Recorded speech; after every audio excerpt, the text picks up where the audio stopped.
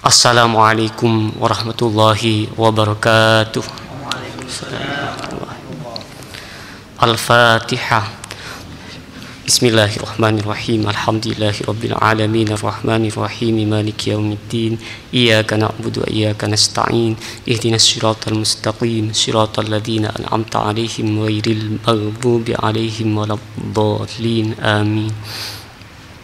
Alhamdulillahi rabbil alamin thumma salatu wassalamu ala asyrafil anbiya wal mursalin wa ala alihi wa ashabihi wa man tabi'ahu bi ihsanin ila yaumiddin amma ba'du.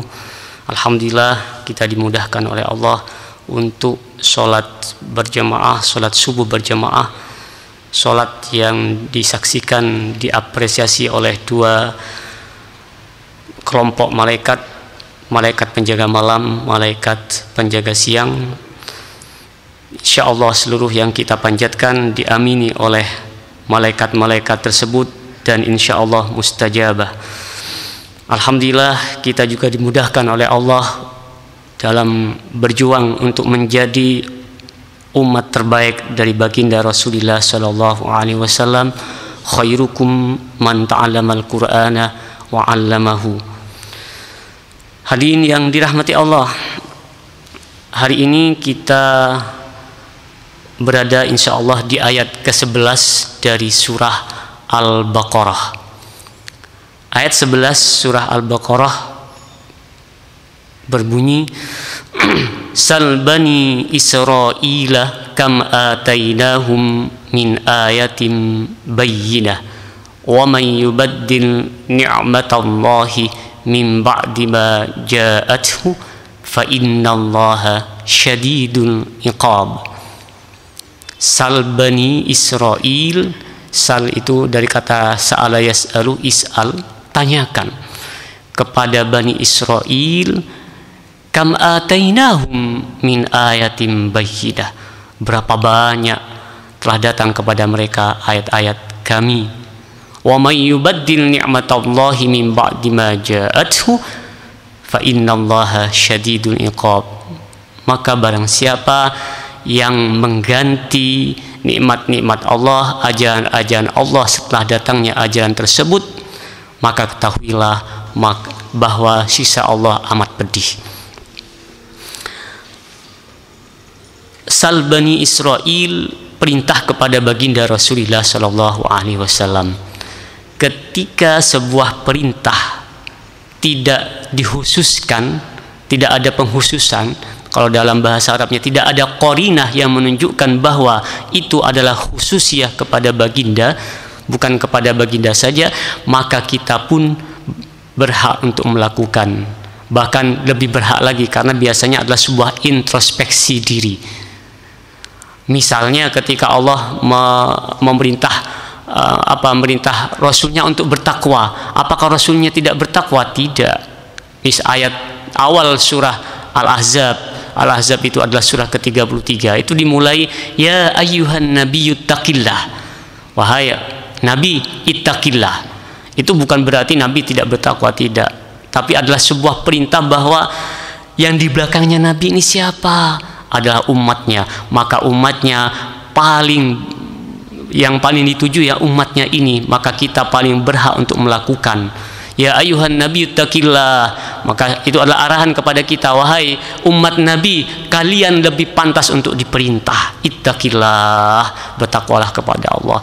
Ayat ini pun seperti itu, tidak ada khususiyah, tidak ada qarinah, tidak ada pengkhususan. Maka kita lebih berhak untuk bertanya-tanya. Pertanyaannya adalah apa? Pertanyaan kepada Bani Israel.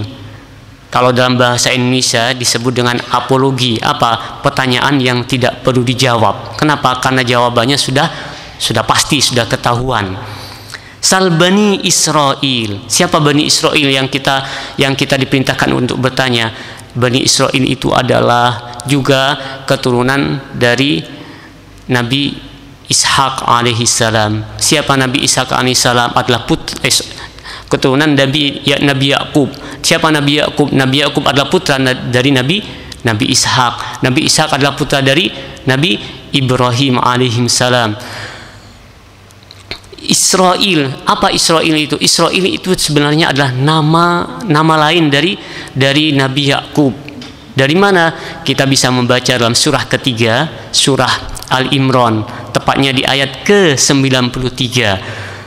Ketika Allah menyampaikan kullu ta'ami kana hillal li bani Israil illa ma harrama Israilu ala nafsihi min qabli an tunazzalat Taurah.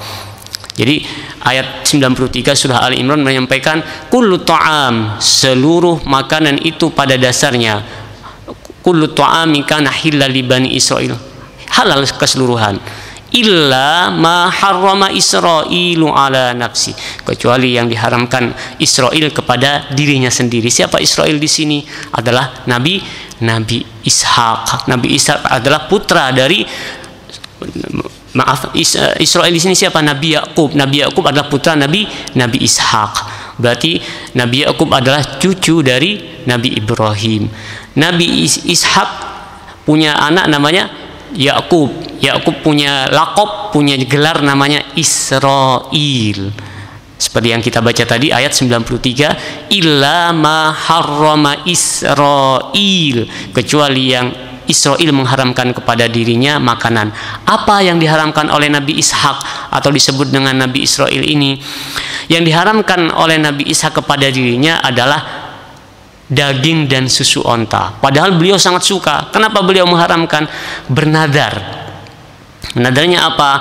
Ketika beliau sakit keras, bernadar beliau, aku tidak akan makan daging unta dan susunya kalau aku disembuhkan oleh Allah. Maka apa yang dinadarkan harus dilakukan. Ayat ini menegaskan hal itu. Diharamkan kepada Bani Israil apa-apa yang telah diharamkan kepada dirinya, illa ma harrama Israilu ala nafsi. Baik, jadi Israil adalah nama lain dari Nabi Yakub. Berarti Israil, disebut Bani Israil, adalah keturunan dari Nabi Yakub, dari jalur Nabi Ishak adalah keturunan dari Nabi Ibrahim alaihissalam. Ibrahim alaihissalam, Ishak alaihissalam, Yakub. Yakub mempunyai nama lain namanya Israil. Maka umat beliau, kaum Yahudi, disebut dengan Bani Israil. Kenapa nama lainnya Yahudi? Iya, karena di antara putra-putra dari Nabi Ishak itu namanya Yahuda. Yahuda adalah seorang yang alim, seorang yang kaya, dermawan. Nah, kemudian keturunan setelah itu dinisbahkan kepada Yahuda, maka kita sebut Yahudi. Nah, kita diperintahkan untuk bertanya kepada siapa? Kepada Bani Israil. Apa pertanyaannya? Kam atainahum min ayatim bayyinah.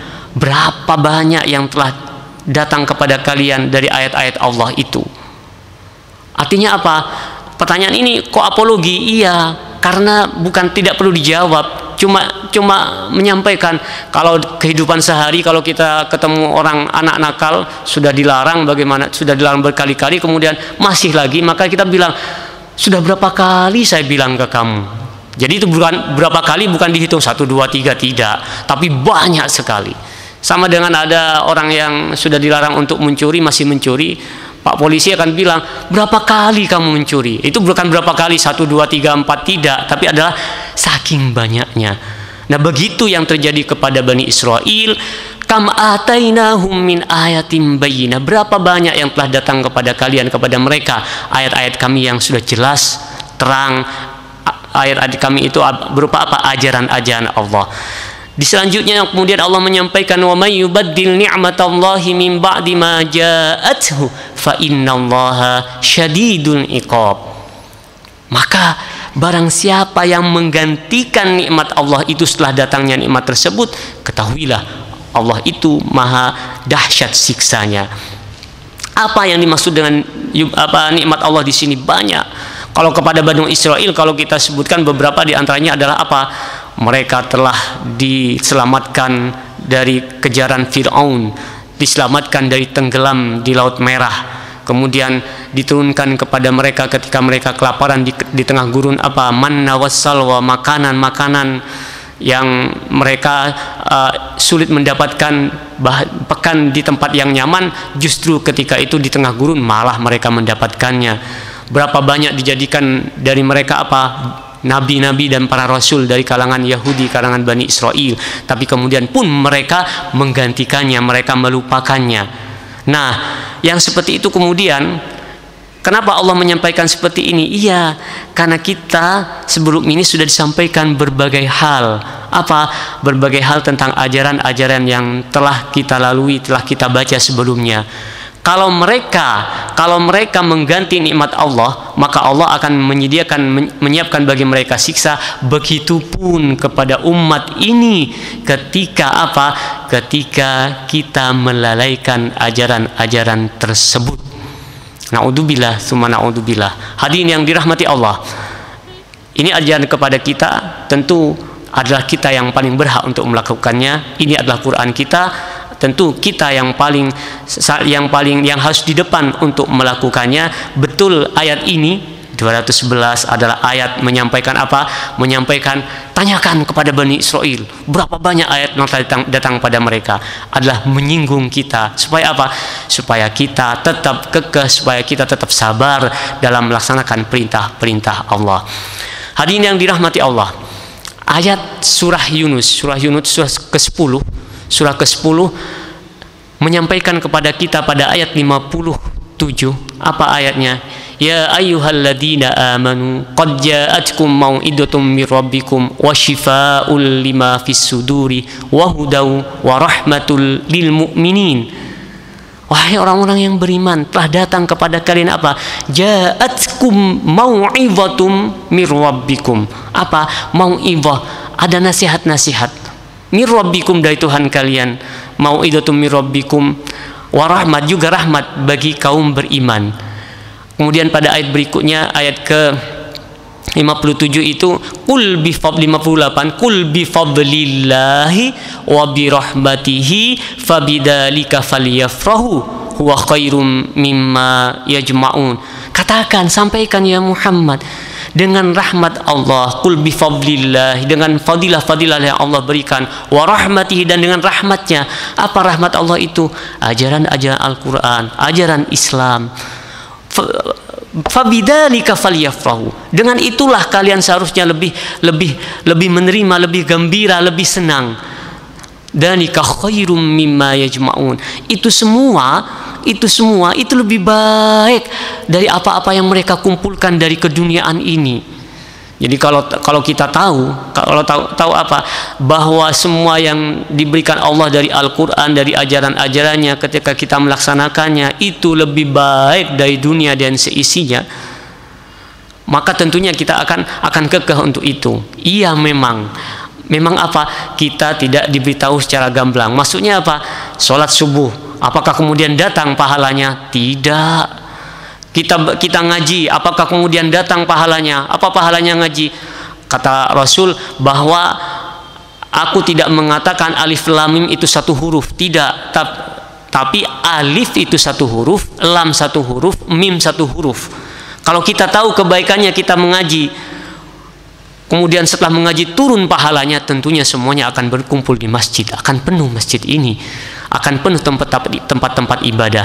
Tapi semuanya tidak ditampakkan oleh Allah, semuanya digaibkan, semuanya tidak ditampakkan. Untuk apa? Sebagai batu ujian. Bukankah Allah sudah menyampaikan sejak awal di surah Al-Ankabut, di awal surah Al-Ankabut? Surah Al-Ankabut itu adalah surah ke-29, ketika Allah menyampaikan ahasiban nas ayutsraku ayyaqulu amanna wa hum la yuftanun. Apakah manusia itu mengira ketika mereka menyampaikan aku beriman, kemudian mereka dibiarkan tanpa diuji? Ayat-ayat berikutnya menjawab, tentu tidak, pasti diuji. Begitulah hakikat kehidupan di dunia kita ini, ujian dan ujian. Maka setelah Allah menyampaikan seperti ini, sabarlah dengan apa yang telah diberikan oleh Allah. Sabar terhadap dalam ibadah kita, sabar terhadap dalam ujian kita. Sabar dalam ibadah kita, tentunya kita kekeh, kita berkeyakinan betul bahwa apa yang kita lakukan adalah sebuah kebenaran, dan kita tetap di situ meskipun berbagai hal tentu akan menguji kita. Tapi bagaimanapun, apakah tidak diuji orang sebelum kita? Di lanjutan dari surah ke-29 ayat ke-1, 2, 3 dan selanjutnya itu menyampaikan sudah diuji semua. Kalau dalam sebuah hadis disampaikan paling berat ujiannya siapa? Para nabi. Berikutnya siapa? Yang levelnya di bawahnya mereka. Berikutnya dan berikutnya, begitulah ujian itu. Maka kita selalu bermohon kepada Allah supaya tetap dikekahkan, tetap diistiqomahkan, berada dalam keistiqomahan, keimanan kepada Allah Subhanahu wa ta'ala. Hadirin yang dirahmati Allah, ayat ini juga menyampaikan ketika Bani Israel itu telah banyak mengubah ajaran-ajaran Allah, tidak kekeh, tidak kuat, tidak sabar mereka, maka kemudian Allah menutup ayat 211 surah Al-Baqarah dengan fa innallaha syadidul iqab. Ketahuilah Allah itu maha dahsyat, maha keras apanya? Siksanya. Tapi dalam beberapa ayat kita melihat bahwa Bani Israel itu atau orang Yahudi itu sengaja diunggulkan kepada umat-umat lainnya. Banyak ayat itu, di antaranya walaqad ikhtarnahum ala ilmin alal alamin. Kami sengaja memilih mereka dengan dengan fadilah keilmuan, mereka kemudian diunggulkan di alam semesta ini. Kemudian di ayat Al-A'raf misalnya Allah mengatakan kami telah menetapkan kepada Bani Israel sebuah kebaikan. Kapan kebaikan itu ditetapkan pada mereka? Ketika mereka sabar. Walaqad katabna ala Bani Israil al-husna lamma sabaru. Nah, kalaulah mereka diunggulkan di kehidupan dunia ini, diunggulkan atas keseluruhan ras manusia, tapi Allah menyampaikan kepada kita penyebab unggulnya apa? Ada kesabaran. Penyebab keunggulnya apa? Ada keilmuan. Nah, sebenarnya siapapun yang unggul dengan ada ilmu di dia, ada kesabaran dalam dirinya, dalam diri umat tersebut, maka juga pasti Allah unggulkan. Allah tidak akan mengecewakan mereka. Di ayat 11 surah Al-Mujadalah Allah jelas menyampaikan kepada kita yarfa'illahu alladhina amanu minkum walladhina utul ilma darajat. Al-Mujadalah ayat 11 menyampaikan itu apa? Yarfa'illahu alladhina amanu minkum. Beriman bagus, iya, cukup belum? Harus disertakan dengan keilmuan. Maka dengan itu Allah akan mengangkat derajat-derajat kita. Yarfa'illahu alladhina amanu minkum walladzina utul ilma darajat. Keimanan harus bersanding dengan keilmuan. Maka dengan itu kita akan bisa mengatur kehidupan ini. Keilmuan apa saja?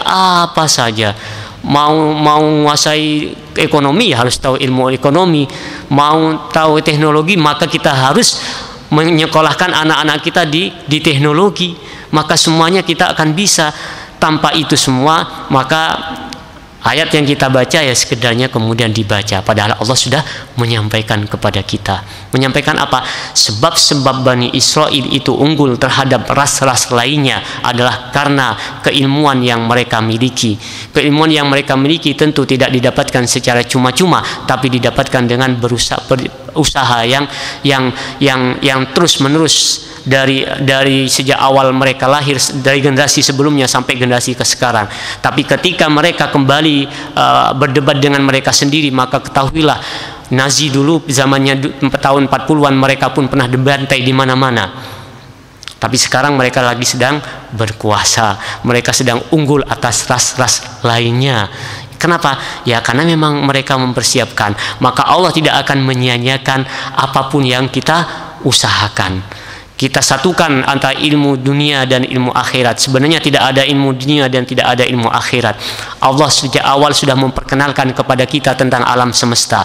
Allah sudah memperkenalkan kepada kita bahwa ayat-ayat Al-Quran itu 6.236 ayat, 1.111 ayat, 1.100 lebih ayat itu berbicara tentang alam semesta. Kok berbicara tentang alam semesta? Iya, berbicara tentang bulan, tentang matahari, tentang lautan, tentang gunung, tentang tanah, tekstur tanah, tentang angin dan lain sebagainya. Tapi kemudian kita tidak begitu mengindahkan, tidak begitu perhatian. Kita mungkin di dunia pesantren kita sampai saat ini masih sejak awal disuguhkan sejak awal apa? Tentang taharah. Kita tidak mengatakan taharah tidak penting. Taharah sangat penting. Pelajaran tentang taharah, tentang berwudu, tentang lainnya itu sangat penting. Tapi tidak perlu didiskusikan lagi. Laksanakan saja, sudah selesai. Tinggal melaksanakan. Sudah tahu ya sudah begitu. Enggak usah dibaca lagi mulai MI, mulai sanawiyah sampai aliyah, lagi taharah lagi. Akhirnya bab muamalah terlupakan. Bab-bab yang lain itu terlupakan. Jadi kalau kitab fikih kita tebal, kita belajar di depan, yang belakang kemudian nggak tersentuh. Kenapa? Karena diulang-ulang dari SD, SMP sampai perguruan tinggi toharoh lagi. Padahal ayat-ayat yang berkenaan dengan hukum tidak lebih dari 400 ayat, tapi ayat-ayat yang berkenaan dengan alam semesta itu lebih dari 1000 ayat. Tapi perhatian umat kita, perhatian umat Islam masih sedikit terhadap ayat-ayat yang berkenaan dengan alam semesta. Maka kita katakan sejak awal tidak ada, Allah tidak membedakan sebenarnya ilmu agama atau ilmu akhirat ataupun ilmu semesta, tentang kepastian ilmu tentang saintik ini. Semuanya Allah persilahkan. Contoh yang konkret mungkin bisa kita baca pada surah ke-57 dalam surah Al-Hadid ayat ke-25 ketika Allah menyampaikan wa anzalnal hadida fihi ba'sun syadid wa manafi'u linnas. Surah 57 ayat 25 itu menyampaikan apa di penutup ayat? Kami ini menurunkan apa? Menurunkan hadid, besi, menurunkan besi. Fihi ba'sun syadid, di situ ada kekuatan yang dahsyat. Wa manafi'u linnas, dan ada kemanfaatan yang banyak bagi manusia. Tapi kita kan tidak begitu tahu apa sih manfaatnya besi. Yang tahu itu justru orang-orang luar. Padahal kitab kita sejak awal sudah mengisyarat itu, bukan isyarat lagi, sudah memastikan itu.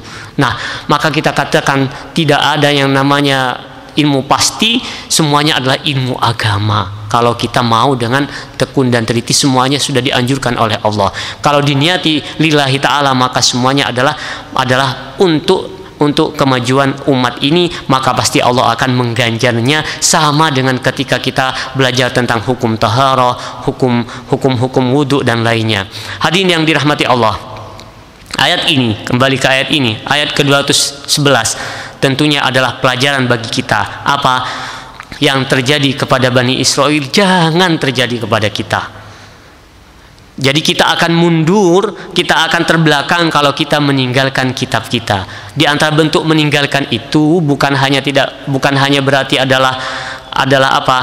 Ada tidak mengindahkan, tidak, tapi tidak melakukan perintah yang di dalamnya, hanya mengambil yang nyaman-nyaman saja, itu juga namanya mengabaikan. Atau dalam bahasa Al-Qur'annya hijrah. Apa hijrah? Meninggalkan. Jadi sebenarnya apakah ketika seperti itu tidak terjadi sebelumnya? Sebelumnya sudah diprediksi sih.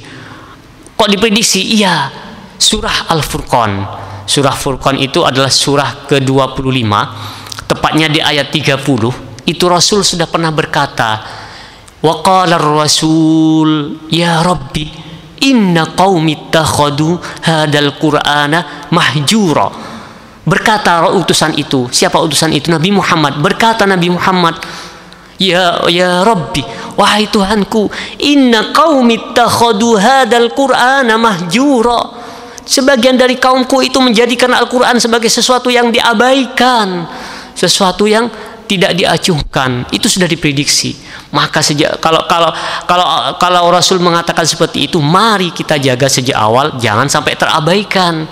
Maka dengan seperti itu janji Allah bahwa umat ini akan unggul, umat ini akan menjadi saksi kepada seluruh umat-umat yang lainnya, itu akan tercapai kalau kita tetap kekeh dan tidak tergoyahkan untuk selalu dekat dengan Al-Quran, bacaan, kerjaan kita, keilmuan kita, amalan wa itqan, itu semuanya kita terapkan dalam kehidupan. Insya Allah kejayaan umat ini bukanlah janji-janji belaka, insya Allah akan tercapai. Mudah-mudahan Allah selalu memudahkan kita dalam keimanan, memudahkan kita dalam keistiqomahan dalam keimanan itu. Keimanan, keistiqomahan kita itu tentu akan menjadi jaminan bagi kita untuk masuk surga kelak. Rabbana hab lana hukman wa alhiqna bis salihin waj'al lana lisana sidqin fil akhirin waj'alna min warathati jannatin na'im waj'alna minal ladina yarisuna al firdausa hum fiha khalidun. Wa akhiru da'wana alhamdulillahi rabbil alamin wallahu a'lam bissawab. Wassalamu alaikum warahmatullahi wabarakatuh.